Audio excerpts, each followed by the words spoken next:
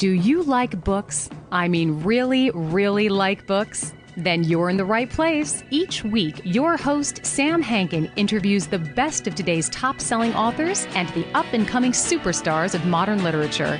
This is The Avid Reader. Here is your host, Sam Hankin. Hey everyone, welcome to another edition of The Avid Reader, brought to you by Wellington Square Bookshop. Our guest today is Alice Feiring, author of To Fall in Love, Drink This, published by Scribner and released on August 9th. Alice is a journalist and essayist, a recipient of the James Beard Award for Wine Journalism, and proclaimed the Queen of Natural Wines by the Financial Times. She has written for the New York Times, New York Magazine, lots of others. Her previous works include Natural Wine, For the People, Dirty Guide to Wine, and her, of course, debut work, The Battle for Wine and Love and How I Saved the World from Parkerization. And her acclaimed wine newsletter, which you should check out, is thefieringline.com. So wine's always been with me. And as with Alice, my journey started with Manischewitz and Passover Seder. And then I moved on again, as she, to Matus and Lancers, and yes, MD 2020. And I miss all of them, kind of. Actually, I don't miss Lancers. As I grew, so did my love of wine, of art, of music, of language. And they all seem now, in a way, as one. Having lived so long, everything I love now seems evocative. And then I thought, well, then again, hasn't it always seemed evocative?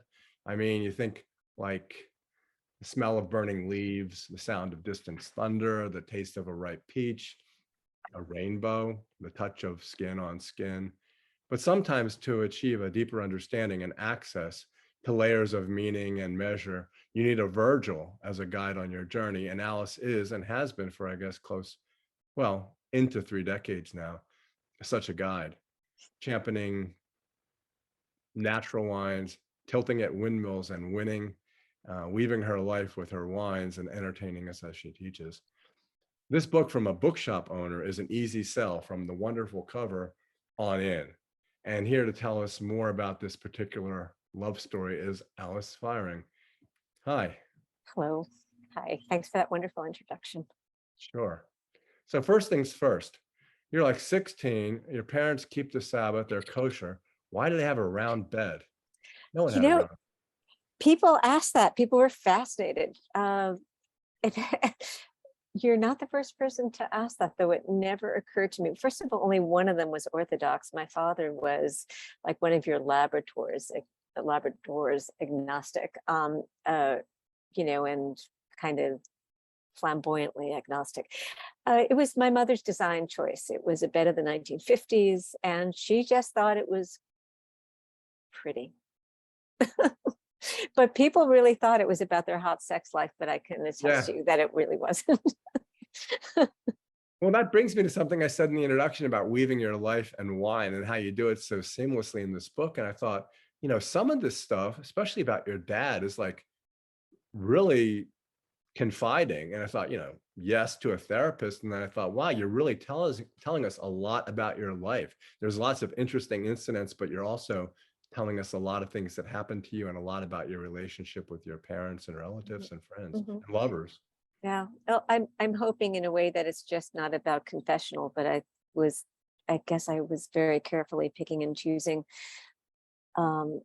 pieces of my life that could possibly either just resonate or at least draw people into the whole story. Yeah, it did. And I did try to compare, as you kind of suggest in the book, the wine with the experience. And with that experience and early on in your life, talk a little bit about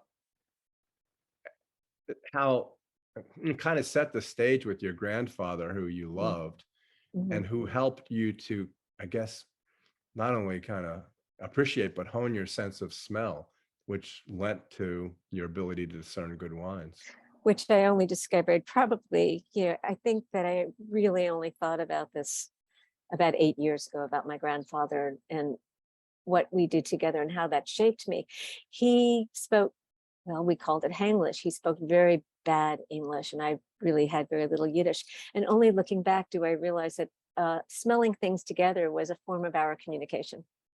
So I was his drinking partner from a very indecently young age, probably 3, where probably, of course, as soon as I was in the high chair, I started earlier than you, drinking kosher wine on Friday night, or at least a little bit mixed with seltzer. There was absolutely no taboo because there was no alcoholism. There was just no taboo about drinking at all. Nobody did much of it. It was just there at the table. Crappy wine, but there nevertheless.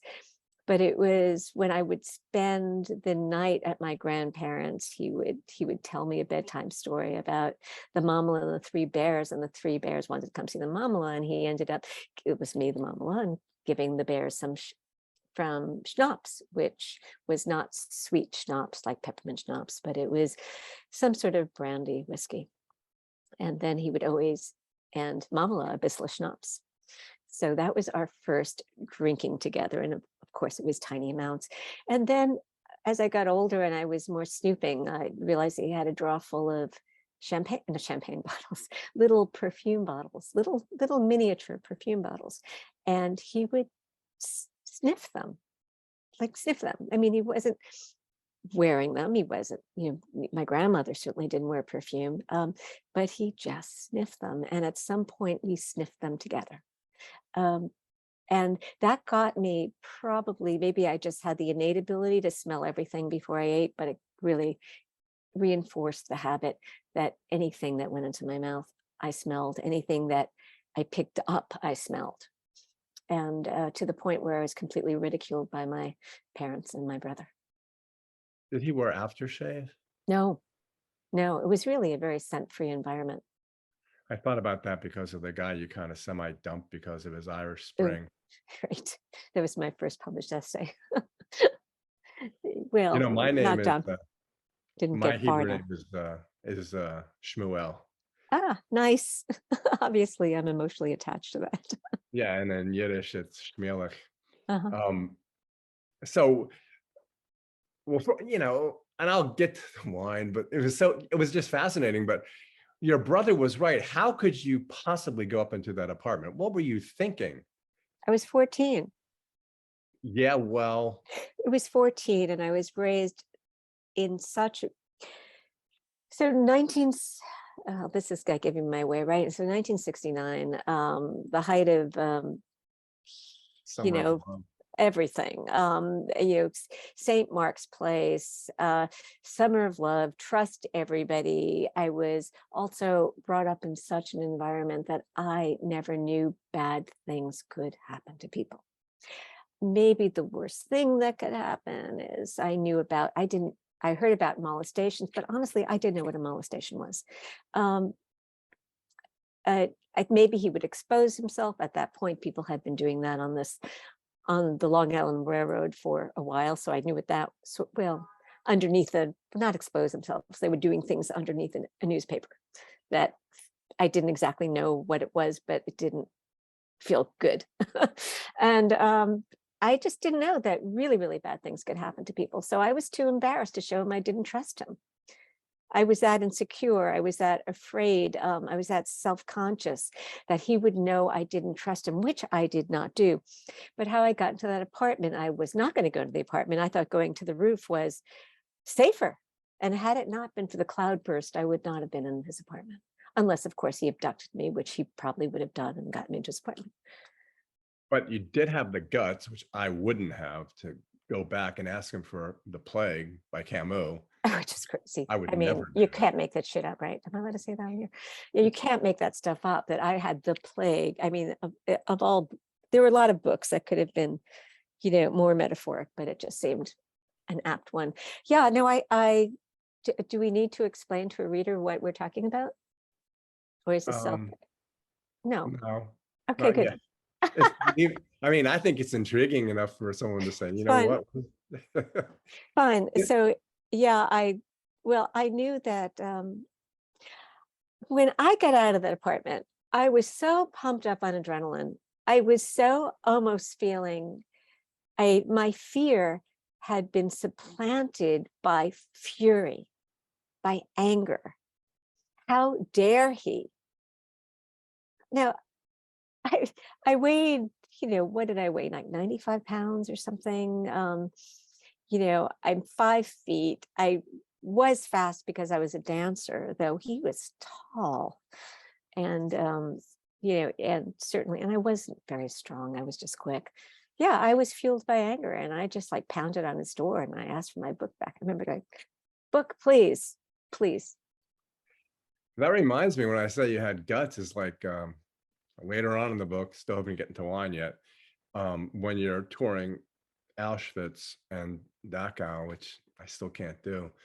Yeah, I don't blame you. Did you actually say that to the guide about the Daumens and Yeah. Belvedere? You actually said that? I actually said that. Well, since I'm asking these questions, you might as well set that up a little bit. Okay. So I was back in the day, well, actually starting out as a journalist, I very rarely would take a press trip because it was, first of all, you can't get a story when you're on a press trip with other people. Second of all, it's obligating. But a friend of mine who was also in the same situation, we wrote for a lot of publications that didn't accept press trips, got invited to this press trip to Warsaw for Belvedere. And would you come with me? And Melissa and I often travel together, often. And I said, well, really, I'm more into potato vodka than grain vodka. I don't really see the point. So, well, we really want to go to Auschwitz, and afterwards from Warsaw, we can go to Krakow. I had just finished working on my cousin's memoir of her experience during the Holocaust, of in and out of the Lublin ghetto, into the camp, building Majdanek, into the Majdanek camp, out, escaping into the Warsaw ghetto, out of the Warsaw ghetto, back into the Warsaw ghetto, out and hiding. It was an amazing tale.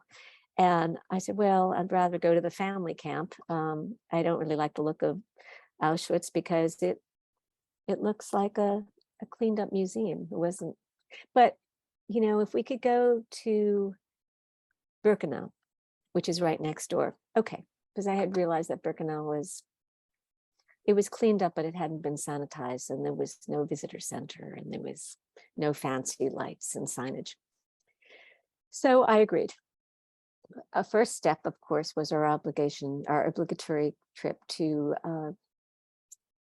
Belvedere, which was about 40 minutes outside of Warsaw. And in the presentation, they talk about the founders, the Pines family, which, we chuckled like kids from the way they pronounced it. And then went to the Daumens, and then it was taken over by the German government during the war, and that was it. And it was like that whole history was washed over. I raised my hands like Daumen, like, where were they from? Wasn't a particularly Polish name. So, and they said, well, they didn't say where they're from. They were a Jewish family. So, I mean, that's obvious, and it's obvious. So it just was outrageous to me that, now this was in 2004, and we weren't quite as politically correct as we are now, but certainly attribution was given. And I said, at least there could be a plaque in dedication to the founders of Belvedere, who revolutionized the vodka industry. They had the most modern plant that was, they found out they were deported, almost their whole family was, I think they went to Auschwitz, almost everybody perished from what I could find. And there was so yeah, I did my typical Alice Feiring thing. Hi, well, the least you could do is a little plaque. Wouldn't hurt you. In fact, it might probably give you more cred. So that was it. When I was practicing law, I found this, I was involved with this company, a German GmbH, and it was a big company. On their website, they had a timeline, and conspicuously absent was the years 39 to 45. It just was missing. And I wrote them a letter, hey, I think you made a mistake in your timeline. You're missing this. And they wrote me back a letter. Oh, yes, we'll have our research department get on that. Like, what could possibly have happened? I wonder what it was. I know. But obviously, yeah, they never responded. That's as far as they got. Yeah, just like 1939, the Daumens left the company. Oh, yeah, right. Left. So, So Robert Parker is retired. He's 75. I assume, obviously, you may not be close friends, but you Mm. must have run across each other sometime and spoken, no? Not since 2006, but I will say for those listeners who don't know who Robert Parker is, Robert J. Parker, or Robert M. Parker Jr. was the most famous wine critic probably that ever was, because there really hadn't been a world famous wine critic before Parker. And we have not spoken since 2006 when I interviewed him for my book. Of course, he really started stepping away from the kind of things that I would attend. He started concentrating more on Asia, showed up a lot more there than he did in New York. So it sort of coincided. And he kind of hated me after my book. So I'd have been happy to see him. I would have been happy to talk, but he showed no interest in it. When I was like researching for this and talking to people, I saw this story about this guy, which I'm sure you know, Jacques Hebrard, and Parker had given him a bad review, and he told him to come back and taste it again, and his dog attacked Parker, Right. and instead of bringing him bandage, he brought him a copy of the review. Yeah, there were other similar kind of stories, maybe not as so violent, but he, when you meet Robert Parker, he's a completely charming man, and he's charismatic, and he's funny. And it's kind of, so I'm sure if we sat down and talked politics, it'd be on a very different spectrum. But from my point, his problem is that he was willfully ignorant of his impact on the wine industry and how he wielded power. Or refused to acknowledge that people made wines just to please his palate. And it was obvious, it was documented, and he just absolutely refused to do that. And that became really powerful force in the wine industry, and it changed a lot what was going on in wine. Wiped out a lot of, traditional wines because of that. Yeah, and it reminded me of the story you told about when you were in the wine shop, and this guy came in and he wanted an expensive bottle of champagne because he was giving it to Bjork. Yeah. And no matter how you explained it to him, it was all about the show. It's all that show. Yeah. And so And the status. Yeah. Tell that story. That's a good story.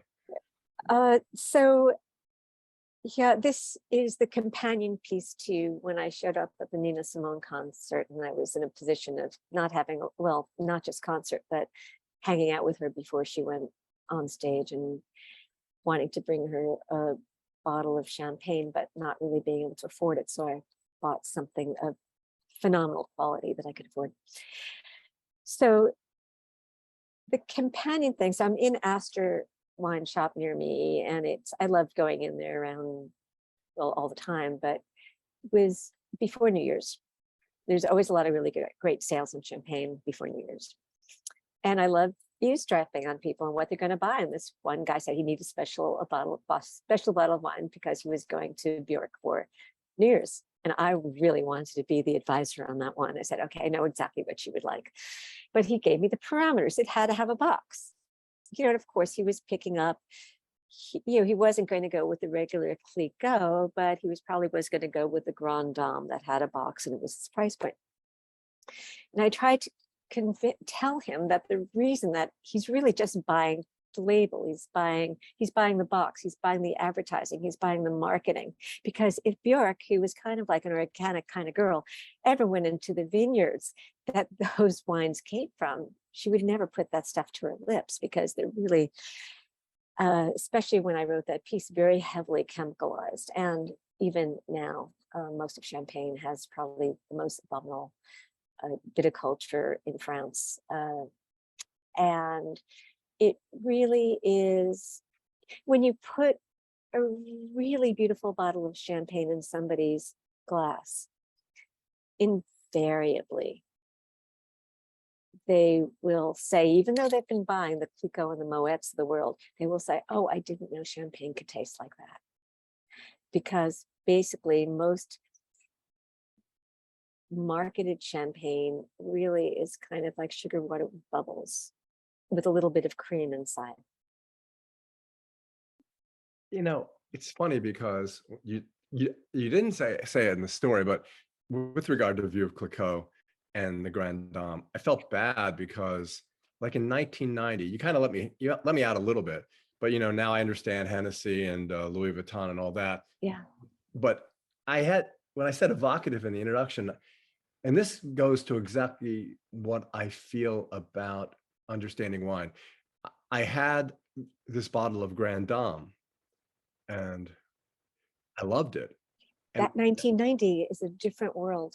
It was yeah, pre-LVMH. yeah, that's why I thought you let me off the hook a little bit. But the thing about it being so evocative was I thought about it and it was evocative because why? Because of the mood I was in, because of the woman I was having it with, Always. because of the room and you talk about rooms too. So Yeah. where does And that because it tasted better. So I'm definitely letting you off the hook. Without a doubt. Yeah. And I felt good after that. Okay. But then if you take like what is the one that's like the oldest one? Is it Ruinart? Yeah. Yeah. So what about that? Is that great because it was started in the 1700s and what? No, it had been. Ruinart had been a good one. I don't think I've had a good one in a really long time. Pretty much all those brand marks, as they're called, the big brands, that is all advertised. You know, they're made cookie cutter style. It's made to a taste. They're really not representative of much. And also very, very highly sulfured, which is you know, really interferes with the taste and the life and probably your head. So what happened? I mean, it's 1700, it has these beautiful chalk caves that go on Still forever. does. Same thing with Pomeray. Their caves are, I mean, it's definitely worth a visit. Go to Reims, and otherwise known as Reims or Reims, but Reims, because I've been like, you know, like battered into pronouncing it right. The caves are astonishing. The chalk caves are really astonishing. Definitely go for the history and then go for a smaller grower. There's some big growers that do a good job. And Louis Roeder has just committed to going biodynamic in their vines. The way you grow really makes a difference. And most of those big companies buy their grapes. The grapes that go into them are not very good. You can't make good wine from grapes that aren't good.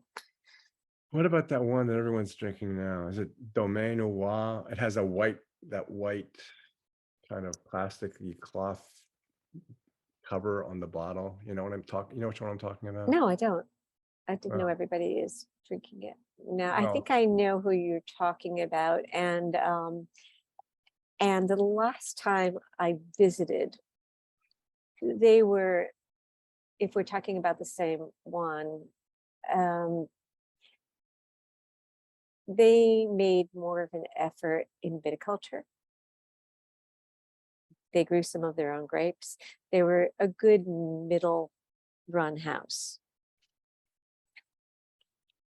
When you go into like, I mean, you travel from region to region, wine to wine, story to story.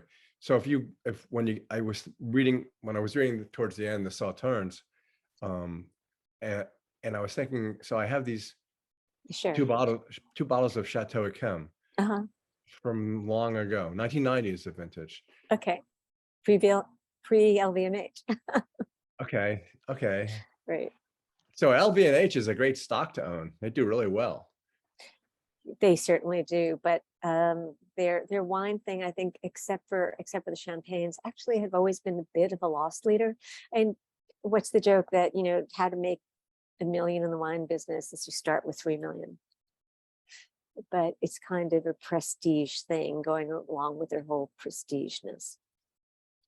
But yeah, like actually Old Yquem is amazing. Yeah.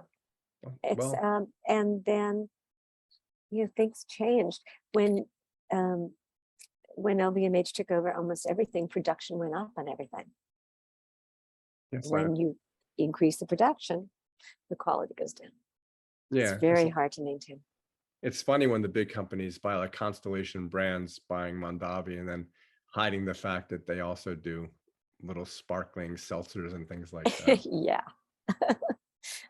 Well, so going back to the stories, and the fact that you chose a wine because you were reading the bell jar.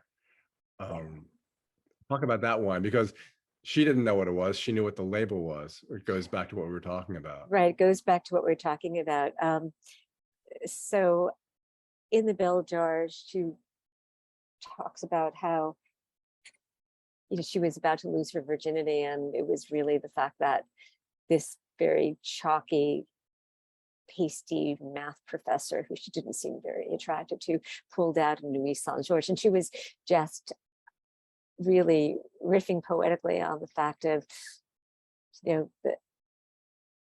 the St. George on his horse, and just the silkiness. She was going on about the romance of it. She misspelled it and didn't really know what it was. As I later found out, she used wine metaphor in her letters to blanking. Tattoos. Yes, thank you. Or tattoos, as an ex-boyfriend used to call him. About what was it? I can't have to remember my own book. Was it Pipeño? Was a Chilean wine, a Chilean Burgundy. Yeah. There is no Chilean Burgundy. So, so I was reading it, and the only thing that I knew, since the only thing that I knew before that was Manischewitz. So here I knew to look for a Burgundy. I kind of knew that, because Burgundy, Louis Saint-Georges was a Burgundy. So I was actually 17 looking at a wine list and looking for something that said Burgundy. So I hit on Chablis, even though it was California Chablis. These things, that you hear as a kid, like they just stick it like fly paper, and you don't know how you know that Chablis could be a Burgundy, but it was a good shot. Yeah. But sorry. That little section got me all worked up because I despised Ted Hughes. I spent an entire lifetime despising him. So I can understand. If it was one wife, okay, but two wives in the oven is like, okay. It was a little, and but that boyfriend who called him tattoos, we would often have that kind of argument too. He would continually read to me. I'm like, I don't like it. No. He's not a good poet. He's not a good poet. He was a poet laureate, and then he messes around with her. Yeah, and he messes around with her poems after she dies. Right. It's a mess. Legacy. What a mess. Yeah. So talk about, no one's going to know about this. Talk about Jurassic wines, because you see Jurassic and people now know what Jurassic is. Right. It's funny now that you say it. I don't think in the book did I mention that we're not talking Jurassic Park? No, I figured you would, because I didn't. Because it's one of those things when you God damn it, maybe in the second edition, it's one of those things when you're so immersed with wine or like anything, you forget to map everything out for the person who might be coming to it for the first time. And that's perfect, because most people's first time with the word Jurassic would have been geology, if they're lucky, but most probably Jurassic Park. So the Jura is east of Burgundy by an hour, depending on how you drive. So it is in between Burgundy and the Jura Mountains, meaning Switzerland. And it is this magical, wonderful part of France that has always had a fiercely independent political spirit. I was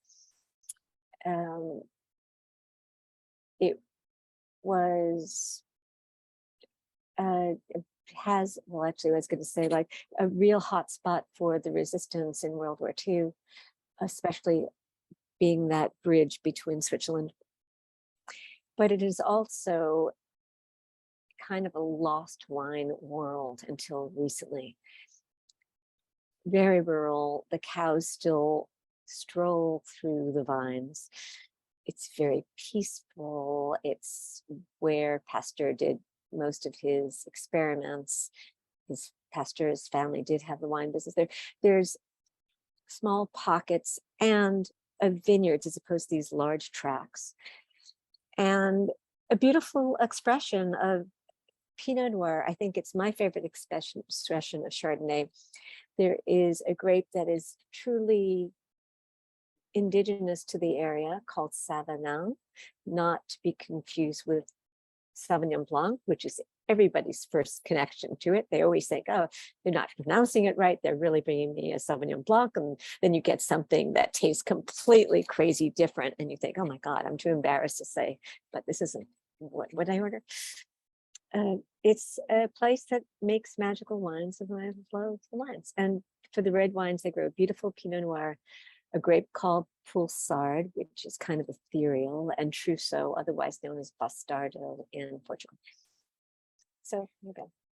It's funny. So when you use words like ethereal, actually a better one that you use is when you say the wine tastes like a lover's quarrel that ended up well.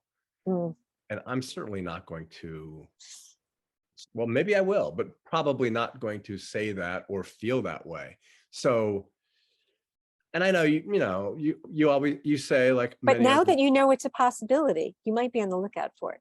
Well, it's like when you and your friends, or even Stephen, I guess, who didn't drink wine, that one moment which you felt like, oh, this is great, because you at least compared notes and you go back and forth and back and forth. Right. That's really fun. And it was, yeah.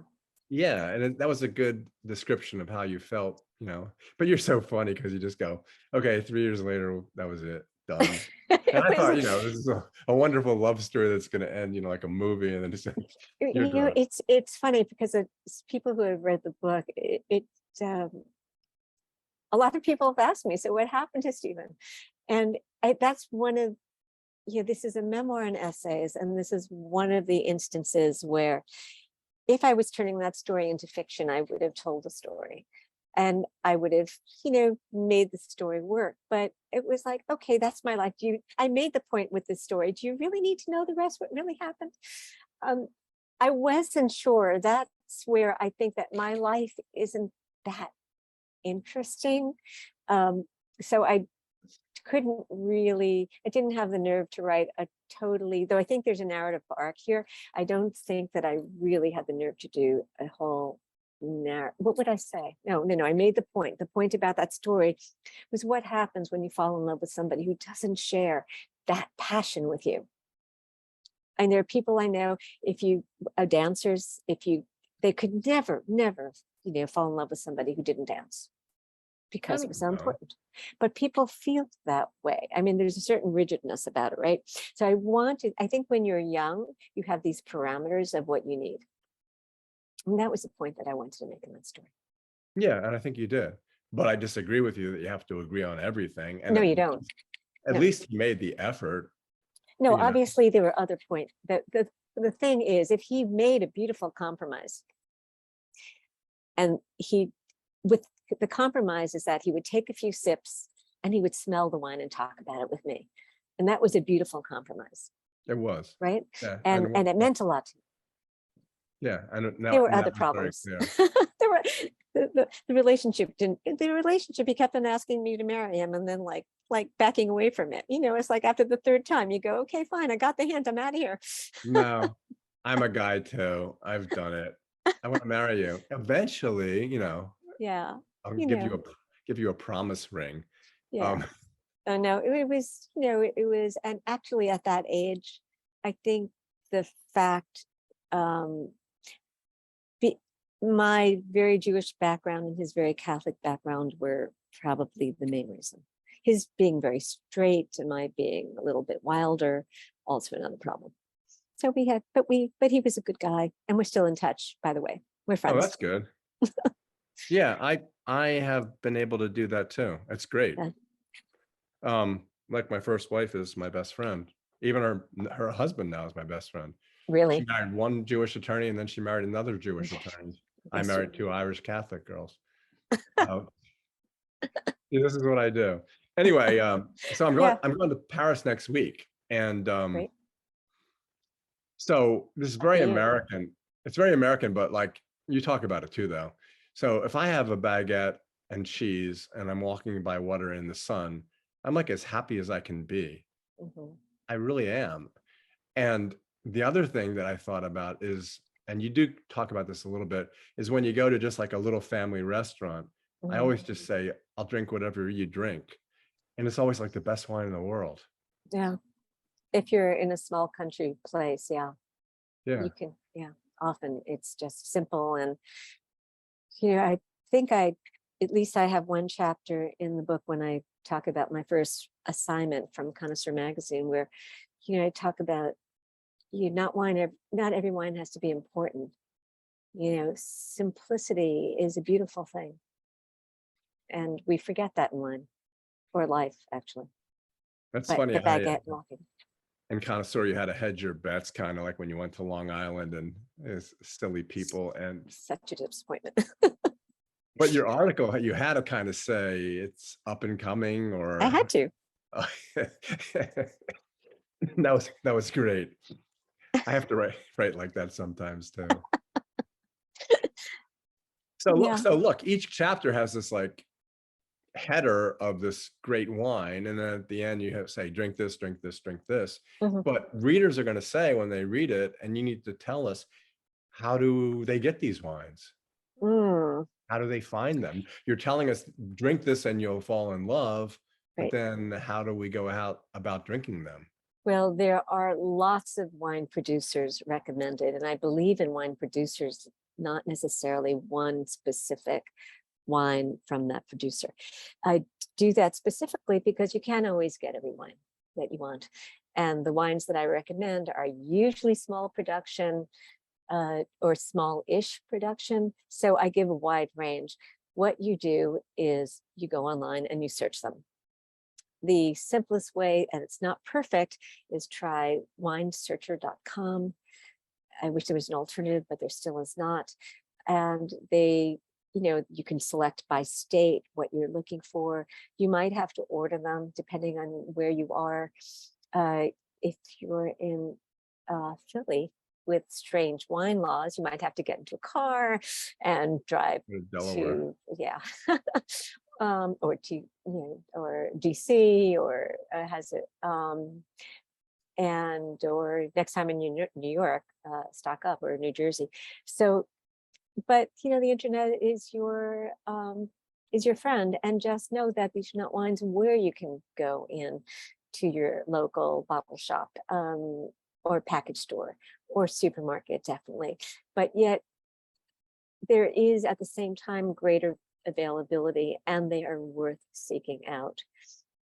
For example, when I talked about Albarino, most people's experience with Albarino is dreadful, probably like commercial champagne. There are very few real Albarinos. If you have a real one, you will be shocked. A lot of times, Albarino decided that that region decided, well, they're an aromatic. They're more like Riesling. Well, they're not like Riesling. They have nothing to do with Riesling. So they will be. So just do a little legwork. It's worth it.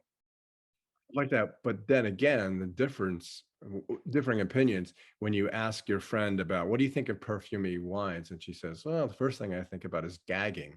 Yeah. But then you tell us, okay, they're fine. This is a good one for you to try. Right. So I had a book party the other night, and I had the Mingako, which I talked about. It was the first wine in the book. And it was so gratifying to see people's experience and reaction to the aromas of the wine, which was shock, surprise, delight, put your nose in it.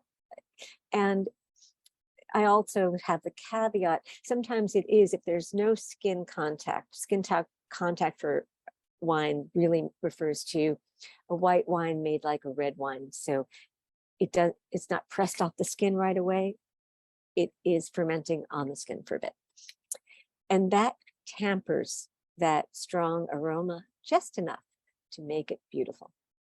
So yeah, so I know she was wrong. I know that we've had aromatic wines and she guzzled them down. So it's just this, it reminds me of my grandfather. Of course I love them.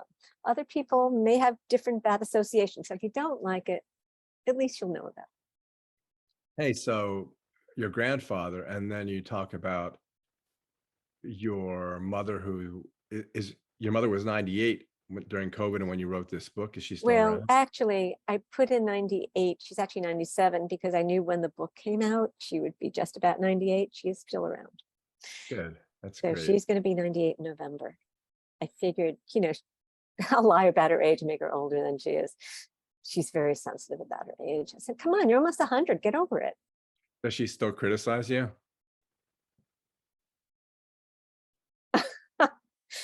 uh, a leopard doesn't change their spots.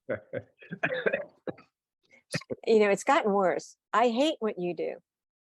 Enough with the wine already. Enough. Yeah. When my mom died when she was 96, she was a wonderful woman, but every once in a while, like, we'd be sitting out on the porch and she'd say something like, I wonder why you never did anything with her life. Oh, It's hello. like, Was her name Ethel? Henrietta is just as bad. Henrietta is just prettier. But it is, she could not, it's complicated a little bit. My mother has lived in her whole life in fear of life. And I have to say, even though I'm known for being fearless, I have lived my whole life in fear, but Really? also fearful that I would be in fear of my life the whole time. Oh, It's the kind of thing, like, it's reaction formation in a way, but still I have that daily and I have to overcome that all the time.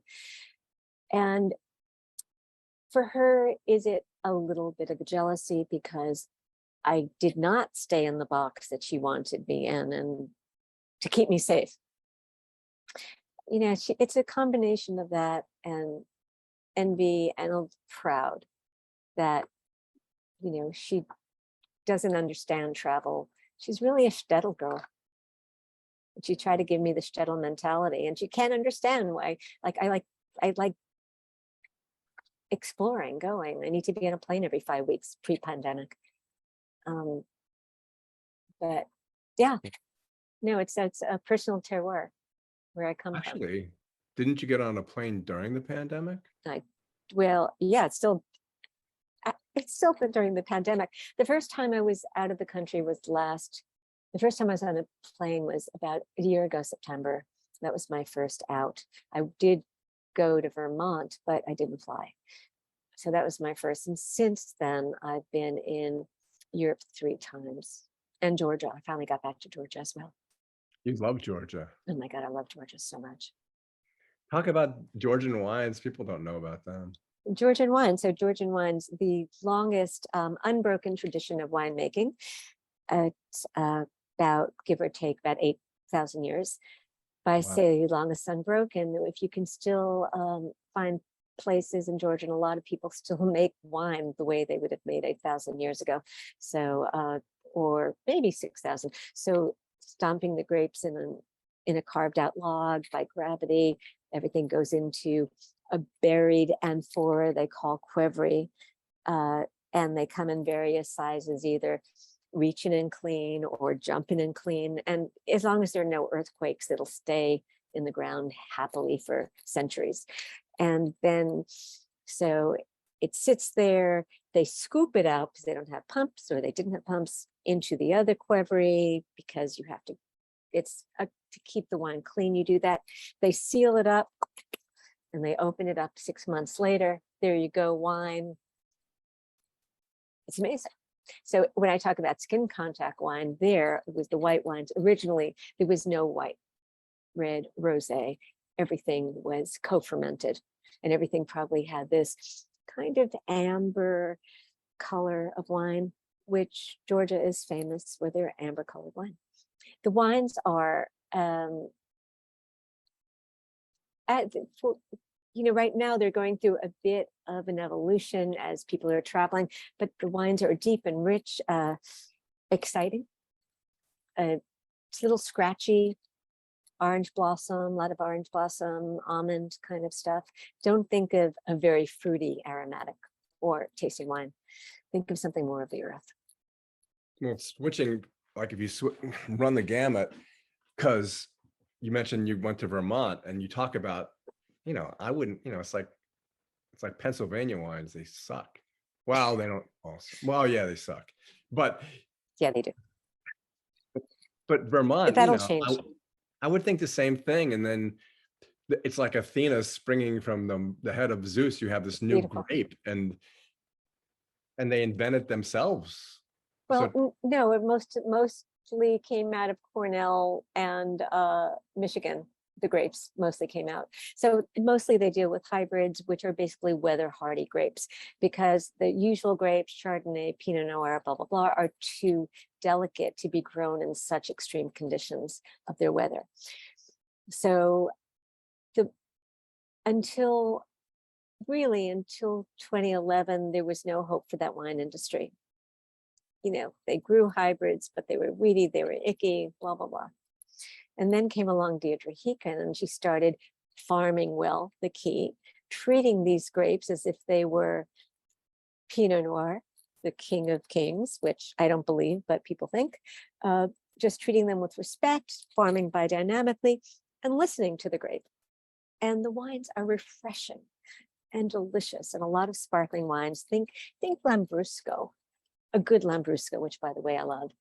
And Lambrusco, but up in the mountains, and you'll get an idea of what kind of wines there. I really do believe that Vermont is a world-class wine.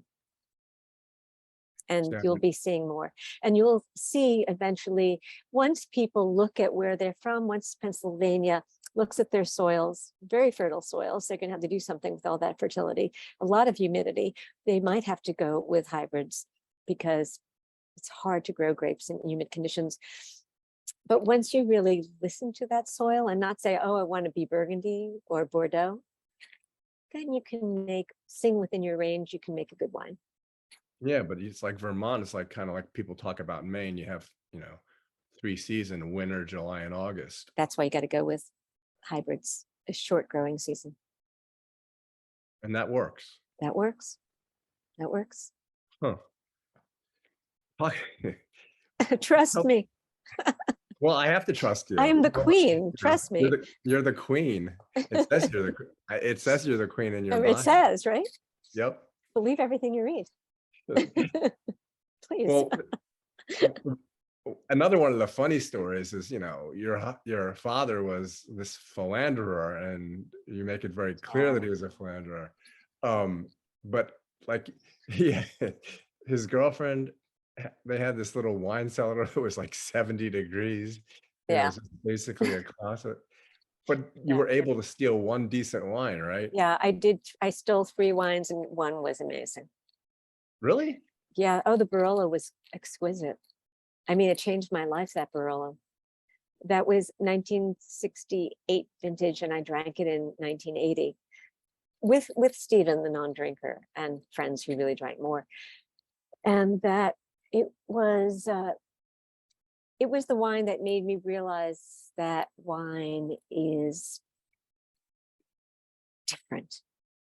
It expresses, it is not just a drink, that it is evocative, that it tells stories, that it's transportative.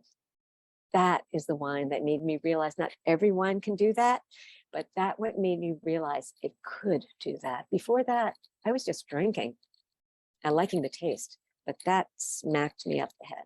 And wow. Yeah, that's very strange that happened. And for some reason, I don't know why. Well, maybe because my wife likes Barolos too, but it made me think of, I like Montepulcianos a lot. And I don't know why I like them, but they just make me feel good. I don't know why I like them. But what do you think of them?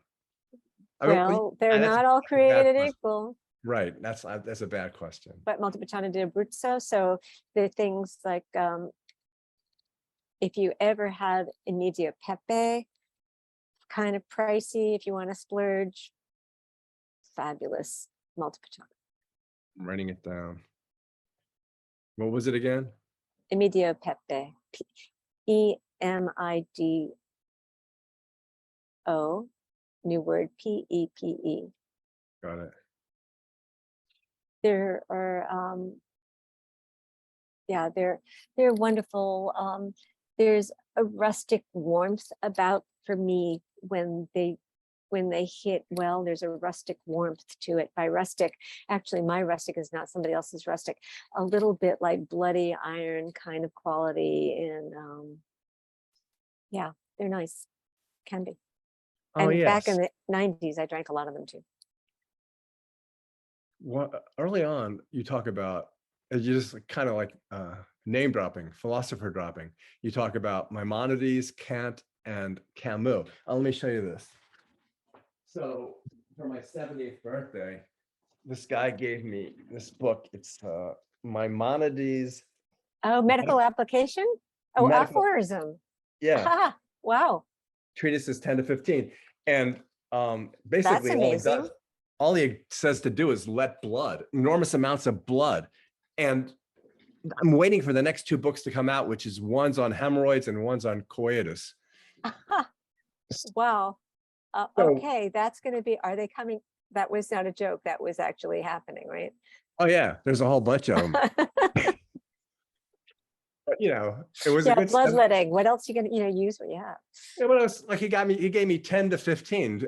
Why didn't he give me one to, he stuck me in the middle. But I think they're all bloodletting. Hemorrhoids? That's interesting. Why were they having such trouble with hemorrhoids back then in the Middle Ages? I don't know. They weren't driving diesel trucks. I don't know. But Actually, on 1400s. coitus and on hemorrhoids, I'm gonna put them on pre-order on Amazon, I think. Yeah, the new joy of sex. per Rambam. Oh, but anyway, Maimonides said about wine, and this is something we haven't touched on. If wine is consumed properly, it is a major factor in the preservation of health and the cure of many illnesses. Right. Wine was medicine back then. So And that was not, yeah. does that still hold, no pun intended, water? Well, it depends who's backing the research, isn't it? Yeah. So when Bordeaux was backing the research for Cabernet, it was very good for your heart. And then that was, I don't know what to believe. These days, I would say, don't drink wine for your health, drink it for your pleasure. Of course, we have one liver, and even if you drink the best stuff, it can destroy it. But back in the day, alcohol was medicine because it was the only thing, and it was also safer than drinking the water. Sure. So that is one reason that it showed up so much. The water was not a good thing. Many people had bad water sources, so there you go. Wine was much better. And more than wine, eau de vie, distillates were also used. When I talked in the beginning about being evocative, and you use the term too, the senses I was describing aren't really in time or snapshots, except for music, which is where you're remembering 7 notes or as many as you can remember. And Kant said that wine and music are a play of sensations in time. And I wonder what you think of that, because it's not just, yeah, actually you describe the entire process from the nose and the sense of smell that you were almost born with, and then swishing it, and then if you're tasting it, spitting it. Mm-hmm. What is the time? Describe for us what the time does to the experience. What the time does to the experience. And you mean the time from the time that you pick it up, you smell, to swallow or spit? No, you swallow. Pick it up, you smell, as my daughter said, let me see the legs. She just does it because she likes to say it. Yeah. But, and then sipping it, and then swirling it, tasting it, and then waiting, and then afterwards, and then thinking about the experience. We're talking about a minute. We're talking about a period of time, and each of those moments is different. You're either talking about the completion of the entire bottle, or you could be talking about dealing with one wine over a course of a week as you watch it change day to day, moment to moment. And I write mostly about natural wines, and the reason that I do is because they are more lively, and they just taste better, but every sip really is going to be different. And so it is, it's either one bar of music or it's a whole concerto. So it really depends on what time, but the evolution, it's an interesting one. And now I don't know that quote. I'm going to have to look it up and think about that. I love that. But it is the way time can be suspended, and time is actually, is it objective or is it subjective? So it's kind of, time can suspend, but if you're on the clock, you can make an impression about a wine, an emotional reaction to a wine happens instantaneously. Well, if you're like Parker or something like Parker and rating a wine, and you don't rate them, you just say, try these. I try, and actually in my newsletter, I do have symbols, so I have, symbols that go to the wine, like heartthrob. These are the ones that I absolutely love. They'll go hardcore, which means it's a heartthrob, hardcore, no sulfur. And for geeks, that means only if you're really, really devotee of natural wine should you go near this. If I have classic, this is a hardcore natural wine that anybody could love, but I don't rate them. It's only the Alice scale. But I think that, like, we make immediate impressions of people. I used to say that you really need about 3 seconds to understand important things about people. I agree. And if you listen to them, you always come back to them, which is really what, is this person safe, dangerous? Do I feel good here? Do I not? Interest, smart, or something. You make those snap judgments, you feel them viscerally. And then you add on the layers, and then you figure out exactly where they go. You intellectualize, and often you intellectualize out that initial reaction. That's where I believe we get into trouble. But you can do the same thing with wine. Yeah, And you it's do funny. same music, I think, is different. Music is different. You can Oh, listen to music, like there's some pieces of music that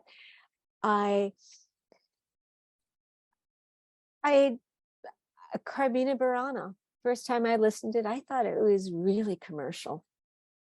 I did not like it. I sang it over and over when, like, my 1 year in choral music, and totally changed.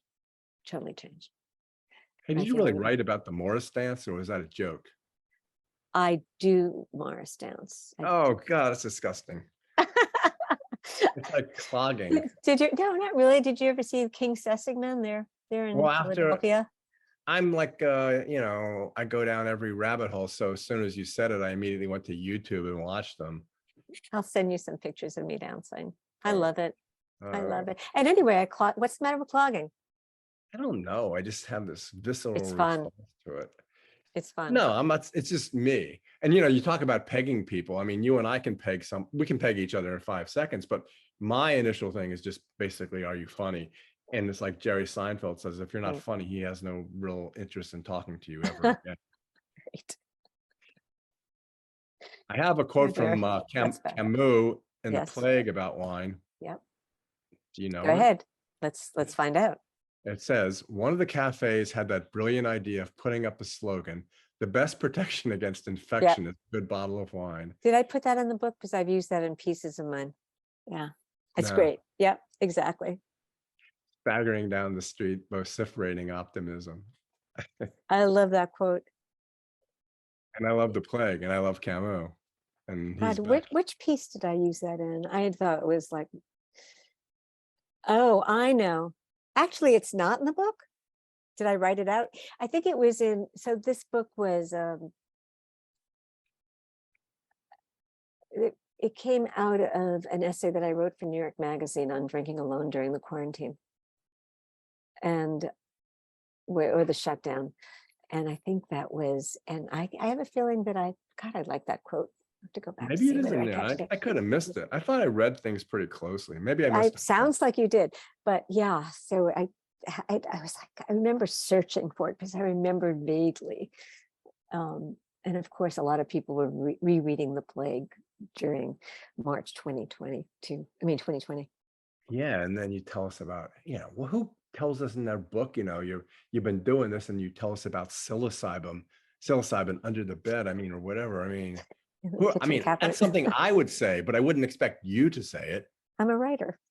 Yeah, but it's like that quote about I write about myself. A person should write things that they would never confide to anyone. Well, what do they say that a memoir should read like fiction? I tried. Yeah, well, and writers can, I'm not saying you did. You can exaggerate. I don't hide those things anymore. I think there were a period of time that I used to hide my love of hallucinogenics. I just don't do it now. Not that I'm like, tripping all the time, but or barely. I did my fair share back in the day, but as I said, desperate times demanded some desperate measures. It was very beneficial. And yeah, you mentioned Woodstock, and I went to Woodstock. You did? I didn't. I was in camp. I was in yeshiva camp on White Lake, right near Bethel. And I was dying for my brother to come up and take me. Because I was like, I'm so close. I was begging my parents to let my brother take me, and Andrew wasn't going. Yeah, and I just was so miserable. I'm older than you, so before that I was at Camp Akiba, which was very similar. Well, very similar, I imagine, to your camp. Where was that? That's in the Poconos. Okay, because I went to Camp Morris Shah in the Poconos, which I think we may have played Camp Akiba. Yeah, there was Camp Akiba, Camp Canadensis, and yeah, it was a trio of camps. So they made a lot of money, and my parents were so happy to get rid of us for 8 weeks. 8 weeks, right? Yeah, and then my father would come up on visiting day, but he only stayed for like half an hour, and then he got the hell out of there. They must have had a blast, without us there. Maybe your parents. Well, my parents were still married back then. Yeah. I like the way some of the things you said. I like the way your father dies and your mother says. I like that. I like the way your father dies. That's funny. And who is he to die on the holiest day of the year? Yeah. Who let him in? All right. Well, we've been chatting for an hour or so. This was great. I didn't talk about wine as much as we should have, but I think we got enough in there to give the readers, again, no pun intended, a taste, and also primarily to give them an idea about how, especially in Pennsylvania, how they can go about obtaining some of these, using your book as a Fodor's guide as they travel around. Yeah, I hope so. Actually, I never had an art director ever read a book that was published. And the art director who did the cover read the book, and she wrote to me, said that she read it in one sitting, and then she immediately went out to a wine shop. And that was a great compliment. We didn't talk about the cover because as a bookseller, again, everybody who comes into my bookstore judges every book immediately by its cover, notwithstanding the fact. You're going to show it? I only had the net gallery. Hold on a second. Yeah, you should show it.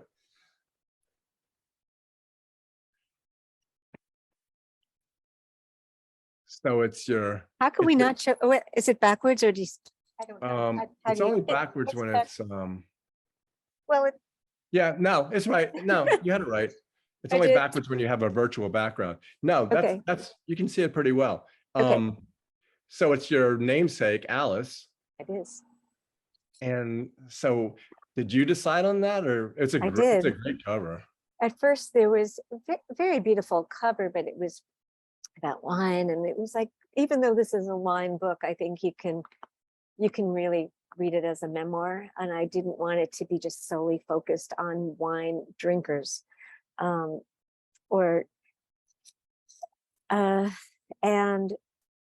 I just didn't think that a whole thing of grapes said anything. And I always wanted a book that riffed on my name. It's like I had a pinafore dress when I was a little girl, and I had the title To Fall in Love, Drink This. It was playing on Alice in Wonderland anyway.